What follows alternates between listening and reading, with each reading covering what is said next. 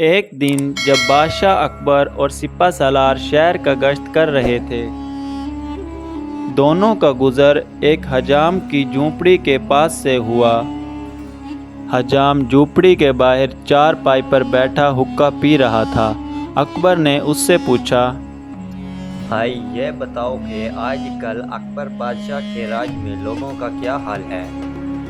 حجام نے فوراً جواب دیا، حاجی کیا بات ہے، ہمارے اکبر بادشاہ کے اس کے راج میں ہر طرف امن چین اور خوشحالی ہے، لوگ عیش کر رہے ہیں، ہر دن عید ہے اور ہر رات دیوالی ہے۔ اکبر اور سپہ سالار حجام کی باتیں سن کر آگے بڑھ گئے۔ اکبر نے سپہ سالار سے فخریہ لہجے میں کہا، سپہ سالار، دیکھا تم نے ہماری سلطنت میں رعایا کتنے خوش ہے۔ سپہ سالار نے عرض کیا، بے شک آپ کا اقبال بلند ہے۔ چند روز بعد پھر ایک دن دونوں کا گزر اس مقام سے ہوا۔ اکبر نے حجام سے پوچھا، کیسے ہو بھائی؟ حاجی کیا حال پوچھتے ہو، ہر طرف تباہی بربادی ہے، اس اکبر بادشاہ کی حکومت میں ہر آدمی دکھی ہے، ستیہ ناش ہو اس بنوس بادشاہ کا۔ اکبر حیران رہ گیا کہ یہی آدمی کچھ دن پہلے بادشاہ کی اتنی تعریف کر رہا تھا اور اب ایسا کیا ہو گیا ہے؟ جہاں تک اس کی معلومات کا سوال تھا، عوام کی بدحالی اور پریشانی کی اطلاع اسے نہیں تھی۔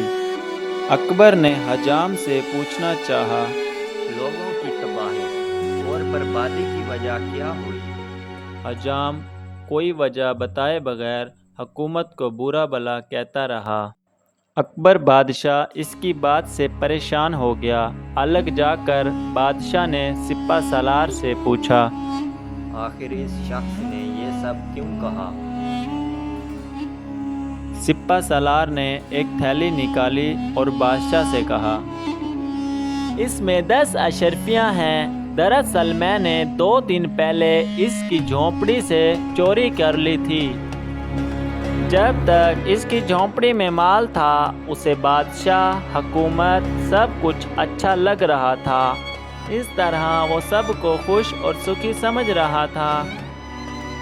اب وہ اپنی دولت لوٹ جانے سے غمگین ہے، ساری دنیا اسے تباہی اور بربادی میں مبتلا نظر آتی ہے۔ اس واقعے سے آپ کو خوشگزار کرنا چاہ رہا تھا کہ ایک فرد اپنی خوشحالی کے تناظر میں دوسروں کو خوش دیکھتا ہے، لیکن بادشاہ اور حکمرانوں کو رعایا کا دکھ درد سمجھنے کے لیے اپنی ذات سے باہر نکل کر دور تک دیکھنا اور صورتحال کو سمجھنا چاہیے۔